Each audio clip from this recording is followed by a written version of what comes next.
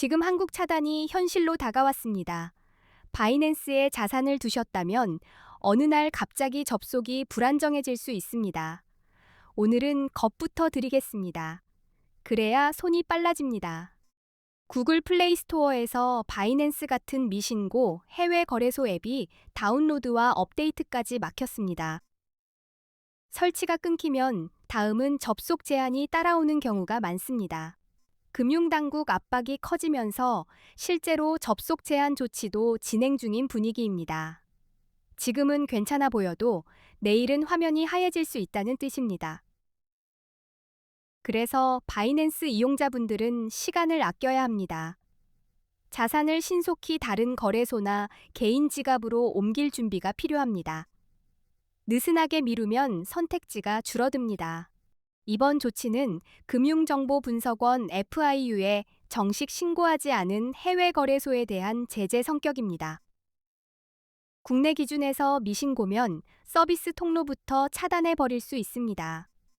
기존 이용자분들은 이미 깔린 앱을 당분간 쓸 수는 있습니다. 하지만 업데이트가 막힌 순간부터는 보안 패치도 끊기고 기능도 점점 뒤처지면서 위험이 커집니다. 또 하나, 앱을 지웠다가 다시 깔려고 하면 그때는 설치 자체가 막힐 수 있습니다. 신규 이용자분들은 지금 이미 플레이 스토어에서 설치가 어려운 우회 접속이라는 말도 많이 나옵니다. VPN으로 접속을 돌리는 방식이 거론되지만 그 선택에는 보안 문제와 법적 위험을 함께 짊어져야 합니다. 차단이 왜 일어났는지 핵심부터 보겠습니다. 첫 번째는 FIU 미신고입니다. 바이낸스는 국내 금융당국에 가상자산 사업자 VASP로 신고하지 않았습니다. 신고가 안 되면 당국 입장에서는 감독할 통로가 없습니다. 그러면 이용자 보호나 사고 대응도 손이 닿지 않게 되고 결과적으로 강한 제재 명분이 만들어집니다. 두 번째는 구글 정책입니다. 구글이 한국 금융당국 요청에 따라 미신고 해외 거래소 앱을 플레이 스토어에서 퇴출시키기로 결정한 흐름입니다. 앱이 내려가면 단순히 새로 깔기만 어려운 게 아닙니다. 업데이트가 막히면 인증이나 보안 체계가 낡아지고 접속 자체가 끊길 가능성도 커집니다. 여기에 세금 이슈도 얽혀 있습니다. 국내 거래소는 앞으로 세금을 부과할 예정인데 해외 거래소는 세금 부과가 상대적으로 어렵습니다. 그래서 더 강하게 조치에 나섰다는 해석이 나옵니다. 대처의 방향은 단순합니다. 바이낸스에 묶인 자산을 한 곳에만 두지 않는 겁니다. 출금 경로를 열어두고 언제든 옮길 수 있게 분산시키는 게 먼저입니다. 가장 안전한 선택으로 많이들 말하는 건 개인 지갑 출금입니다. 거래소 안에 두면 플랫폼 이슈가 생겼을 때 내 손이 닿는 속도가 느려집니다. 개인 지갑은 내 열쇠를 내가 쥐는 구조입니다. 잠깐 번거로워도 접속 차단이나 업데이트 중단 같은 변수에서 한 발 떨어질 수 있습니다. 다만 지갑으로 옮기기 전에 지갑 주소와 네트워크를 한 번 더 확인하셔야 합니다. 급할수록 실수는 더 쉽게 나옵니다. 신규 이용자분들 입장에서는 더 답답합니다. 플레이 스토어에서 앱 설치가 막혔고 앞으로 웹사이트 접속까지 제한될 수 있다는 말도 나옵니다. 그래서 요즘 한국인들이 실제로 가장 많이 가입하고 이동하는 거래소가 따로 있습니다. 제가 그중 5개를 골라 비교 분석해 두었습니다. 이 5개는 원화 입금이 가능하고 한글 지원도 됩니다. 무엇보다 수수료가 비교적 저렴해서 자산 이동 후 거래할 때 체감 비용이 줄어듭니다. 게다가 가입만 해도 $100를 지급하는 이벤트를 진행하는 곳도 포함되어 있습니다. 이런 혜택은 시기마다 바뀌니 최신 조건은 꼭 확인하셔야 합니다. 국내 거래소로 옮기는 대안도 떠올리실 수 있습니다. 하지만 국내 거래소는 레버리지를 쓸 수 없고 거래 수수료가 더 높은 편이며 추후 세금도 부과될 예정이라 추천드리기 5개의 거래소별 장단점과 가입 경로는 고정 댓글에 정리해 두었습니다. 지금은 이 영상 보시고 끝나자마자 고정 댓글부터 확인해 주시기. 자, 이제부터는 코인 선물 거래의 기본적인 단타법으로 넘어가겠습니다.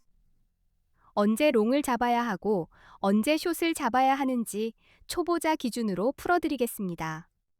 비트코인 같은 암호화폐는 변동성이 정말 큽니다. 그래서 실력 차이는 분석이 아니라 진입 타이밍에서 갈리는 경우가 많습니다. 늦게 들어가면 맞아도 손해가 나옵니다. 먼저 용어를 짧게 정리하겠습니다. 롱 포지션은 가격이 오를 거라고 보고 들어가는 매수 쪽 베팅입니다. 상승에 몸을 싣는 선택이라고 이해하시면 됩니다. 반대로 숏 포지션은 가격이 떨어질 거라고 보고 들어가는 하락 쪽 베팅입니다. 가격이 내려갈수록 수익 구조가 되는 방향입니다. 둘 다 핵심은 느낌이 아니라 근거입니다. 롱이든 숏이든 시장이 지금 어느 쪽으로 힘을 싣고 있는지 확인한 뒤에 들어가야 돼. 롱을 생각할 때 첫 신호는 차트의 상승 추세입니다. 고점이 계속 높아지고 조정이 와도 저점이 점점 올라가는 흐름이면 시장은 위를 바라보고 있을 확률이 큽니다. 추세가 살아있다는 건 사려는 사람이 계속 뒤에서 밀어준다는 뜻입니다. 그런 상황에서 롱은 바람을 등지고 뛰는 느낌이 됩니다. 기술적 분석에서 자주 쓰는 신호로 골든 크로스가 있습니다. 50일 이동평균선이 150일 이동평균선을 위로 뚫고 올라가면 강한 상승 신호로 해석하는 경우가 많습니다. 또 하나는 거래량입니다. 가격이 오를 때 거래량이 함께 늘어나면 시장 신뢰가 올라가는 그림이 됩니다. 밀어 올리는 힘이 실제로 붙었다는 흔적이니까요. 뉴스도 절대 무시하면 안 됩니다. 규제 완화, 대형 기관 투자자의 진입, ETF 승인 같은 긍정 요인이 나오면 상승 연료가 붙으면서 롱이 유리해질 수 있습니다. 반대로 숏을 생각할 때는 하락 추세를 먼저 봅니다. 가격이 계속 낮아지는 패턴, 특히 저점이 계속 낮아지는 흐름이라면 시장은 아래로 기울어져 있을 가능성이 큽니다. 하락장은 오를 때보다 더 빠르게 무너질 때가 많습니다. 그래서 숏은 겁이 아니라 준비된 사람에게는 방어이자 공격이 됩니다. 기술적 분석에서는 데드 크로스를 많이 봅니다. 50일 이동평균선이 150일 이동평균선 아래로 내려가면 하락 신호로 해석할 수 있습니다. 거래량도 힌트가 됩니다. 가격이 억지로 오르는데 거래량이 줄어들면 상승이 힘을 잃고 있다는 신호일 수 있습니다. 그때는 되레 하락 전환 가능성을 강조하게 됩니다. 부정적인 뉴스도 가격을 밑으로 끌어당깁니다. 규제 강화, 해킹 사고, 주요 국가들의 암호화폐 규제 정책 강화 같은 소식이 나오면 숏이 유리해질 수 있습니다. 이제 보조지표 이야기를 해보겠습니다. 비트코인 시장에서는 기술적 분석이 정말 중요하고 대표적으로 RSI, 맥디, 볼린저 밴드를 많이 씁니다. RSI는 과매수 과매도를 보는데 좋습니다. RSI가 70 이상이면 과매수로 해석해 숏을 고려할 수 있고 30 이하이면 과매도로 해석해 롱이 유리할 수 있습니다. 맥디는 추세의 힘과 전환을 읽는 데 도움이 되고 볼린저 밴드는 변동성과 가격의 과열을 보는 데 유용합니다. 한 가지로 결정하지 말고 여러 신호가 겹칠 때 확률이 올라갑니다. 정리하겠습니다.